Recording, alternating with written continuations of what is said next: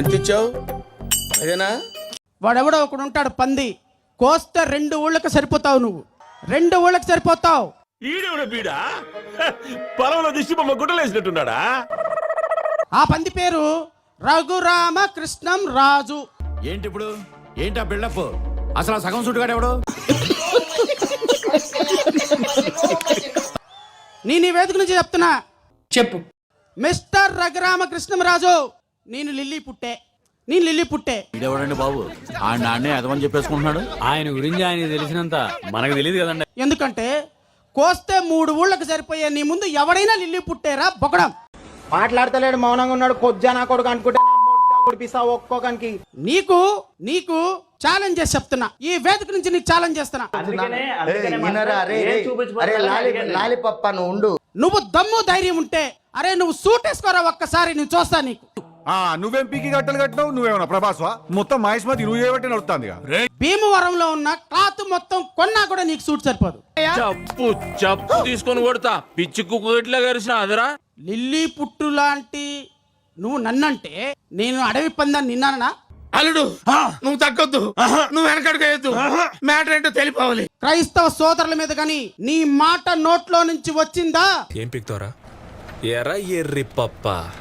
నీ నాలుక కోసి పిఠాపురంలో పవన్ కళ్యాణ్కి బహుమతిగా ఇస్తాను, ఈ వేదిక నుంచి ప్రకటిస్తున్నాను నేను. ఏమేస్తావురా వీడిని? వీడి గెటప్ కమెడియన్ రా.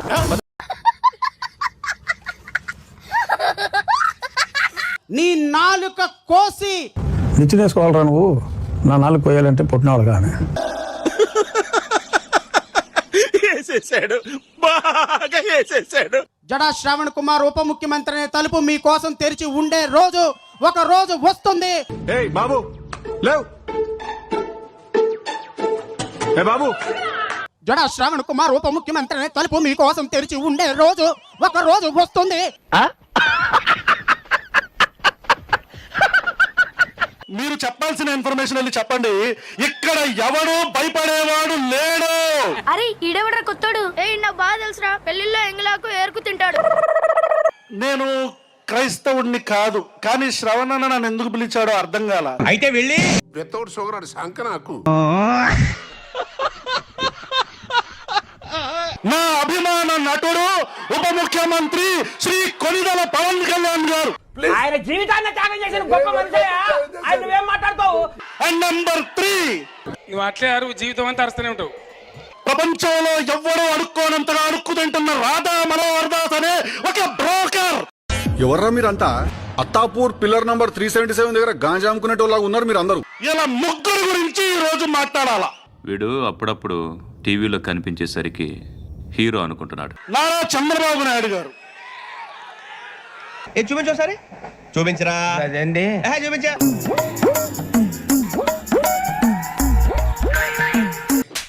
చాలా సెకలు ఉన్నారా నీలో? రే రాధా మనోహర్ దాస్ కొడక్క దొరుకుతావు.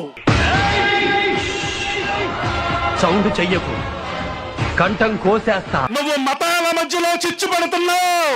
ప్రభుత్వాలు మారతాయి కొడక. ఓ అబ్బా, చిన్న పిల్లకాయన బెదిరించినట్టు బెదిరిస్తా ఉండవే. పాసు బీసినావు లేవు. నాకు జడా శ్రవణ్ అత్యంత ఆత్ముడు. ఆడో గొప్ప సిద్ధాంతి, ఈడో గొప్ప యాదాంతి.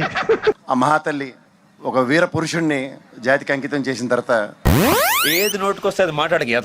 సాధారణంగా ఏంటంటే అంబేద్కర్ ప్రతి దగ్గర పుట్టకపోవచ్చు, కానీ తన వారసులను ఏదో రూపంలో పుట్టిస్తాడు. Okay okay okay. ఈ అభినవ్ అంబేద్కరే జడా శ్రవణ్. ఈ అభినవ్ అంబేద్కరే జడా శ్రవణ్. రెండిటికి నక్కకు నాగలు కనుకున్న తేడా ఉంది.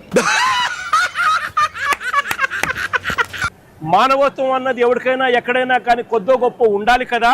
ఇలాంటి మనుషులు కూడా ఉంటారా అనిపించింది. దానికి స్పీచ్ ఎందుకు? సింపుల్ గా నిన్ను చూపిస్తే సరిపోద్ది కదా. నిజంగా ఆయన అంటాడు 1,72,00,000 ఇస్తా ఉన్నాము అని చెప్పి. నిజమా అల్లుడు? అంతకంటే ఇంకేం కావాలి సార్? నాకు ఆశ్చర్యంగా నేను అడుగుతా ఉన్నా. అయ్యా లోకేష్ గారు, ఈ 1,72,00,000లో మీరు ఏదైతే మాట్లాడుతా ఉన్నారో ఆ ఎంప్లాయీస్ కు రైట్ఫుల్ గా వాళ్ళకి రావాల్సిందే కదయ్యా నువ్వు ఇస్తా ఉన్నావు, ఎక్స్ట్రా నువ్వేమిస్తా ఉన్నావు అని చెప్పి నేను అడుగుతా ఉన్నా. ₹1 కోటి ఇస్తామని చెప్పారు, కానీ చనిపోయిన తర్వాత ఎవరు మా దగ్గరికి రాలేదు, ఎవరు కూడా మమ్మల్ని ఓదార్చిన వాళ్ళు లేరు. ఇప్పుడు ఎక్కడ కొట్టాలరా నిన్ను? కొట్టకుండా పనే మార్గం లేదా? ఈ ఎంప్లాయీస్ కి రావాల్సిన గ్రూప్ ఇన్సూరెన్స్ అయితేనేమి, ప్రావిడెంట్ ఫండ్ అయితేనేమి, గ్రాట్యుటీ అయితేనేమి, అయన్నొద్దు పాయింట్కి రా. వీటి నేపథ్యంలో 1.45 crores వాళ్ళకే రావాలా. ఏం చేద్దామంటావు మరి? ఏం చేద్దామంటావా? ఇక 1.72 crores ఇంకొకటి నువ్వు ఇచ్చేదేందయ్యా బోడీ, అని అడుగుతా ఉన్నా. ఏది నోటుకొస్తే అది మాట్లాడక ఎదవా. వాళ్ళకి రావాల్సిందే, వాళ్ళ హక్కుగా వాళ్ళకి రావాల్సిందే, వాళ్ళకు వస్తా ఉంది. నీ బాధటి బామ్మది. ఇదే విశాఖపట్నంలో ఇంతకు ముందు మా హయాంలో ఇలాంటి ఒక దుర్ఘటన జరిగితే చెప్పు, నువ్వు చెప్పు, వినండి రా, మీరందరూ వినండి. అక్కడ కూడా మనుషులు చనిపోతే ఎంతమంది చనిపోయినారు? ఓ అది కూడా నీకు తెలీదా? సిగ్గుండాలా? ఎంతమంది చనిపోయినారు? 14 మంది. వారి పేర్లేమి కనుక్కొచ్చి కనిపించే.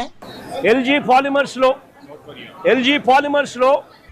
ఇది ఒక్కటే ఎన్నిసార్లు ఎందుకు చెబుతున్నావు? మనకు పిచ్చలేదు కాబట్టి. అప్పట్లో కూడా ఒక దుర్ఘటన జరిగి 14 మంది అప్పట్లో చనిపోయిన ఘటన జరిగితే రాష్ట్ర ప్రభుత్వం ఎలా స్పందించింది? ఏమో సార్, నాకు కనపడదు. ఏకంగా ₹1 కోటి చనిపోయిన కుటుంబాలకు ఇచ్చి ఆదుకున్న పరిస్థితులు. ₹1 కోటి ఇస్తామని చెప్పారు, కానీ చనిపోయిన తర్వాత ఎవరు మా దగ్గరికి రాలేదు. సరికి 2 ఏళ్లైనా ఇప్పటికీ పరిహారం కోసం ఎదురు చూస్తున్నామని బాధిత కుటుంబాలు ఆవేదన వ్యక్తం చేశాయి. మీ బతుకులు చెడా, బతుకులా. ప్రతి బాధితుడికి చెప్తా ఉన్నా, ప్రతి అక్కకు, ప్రతి చెల్లెమ్మకు, ప్రతి బాబుకు చెప్తా ఉన్నా, చెప్పవా, చెప్పమన్నా కదా, మొదలుపెట్టు. బాధపడాల్సిన పనుల కొంచెం ఓపిక పట్టండి. దేవుడి దయతో మన ప్రభుత్వం వచ్చిన వెంటనే అది అవదమ్మా. ఒక నెల తిరక మునిపే ₹1 కోటి రాష్ట్ర ప్రభుత్వం తరఫున ఇస్తామని చెప్పి ఖచ్చితంగా చెప్తా ఉన్నాం. మాకు నమ్మకం లేదు దొరా, ఏమనుకో. అందులో మీకు కూడా ఉంటారు తల్లి, మీ కుటుంబానికి కూడా ఖచ్చితంగా అది వర్తింపజేసేట్టుగా కూడా చేస్తామని కూడా చెప్తా ఉన్నా. మందులో 1,00,000 అంటాం, పొద్దునని గుర్తుంటాయి ఏంటి? రాత్రి తాగింది బ్రాండే గుర్తుండదు, వాగిందే గుర్తుంటుంది. గవర్నమెంట్ ఇన్ని తప్పులు చేస్తా ఉన్నప్పుడు ప్రశ్నించే హక్కు ప్రతి ఒక్కరికి ఉంది. And Gen Z is part of that. వారి ఆస్పిరేషన్స్ నువ్వు గన నలిపేస్తే ముందు నువ్వు పూర్తిగా నిక్కచ్చిగలడు. ఆటోమేటిక్లీ కోట్ల మంది కాక్రోచ్లు వస్తారు. ఎందుకు అడుగు తింటానికా? కోట్ల మంది కాక్రోచ్లు వస్తారు. అందులో ఒక జగన్ కూడా ఒకడవుతాడు. ఇదెవడండి బాబు? నాన్నే అదమని చెప్పేసుకుంటున్నాడు. ఆయన గురించి ఆయన తెలిసినంత మనకు తెలియదు కదండి. అంతే తప్పనిచ్చి everybody is a cockroach who's going to fight for the justice. నువ్వు వేసే యాశాలకి చేసే పళ్ళకైనా సంబంధం ఉందేంట్రా? అసలే సార్, మా అమ్మ కూడా అదే అంటది. Who's going to fight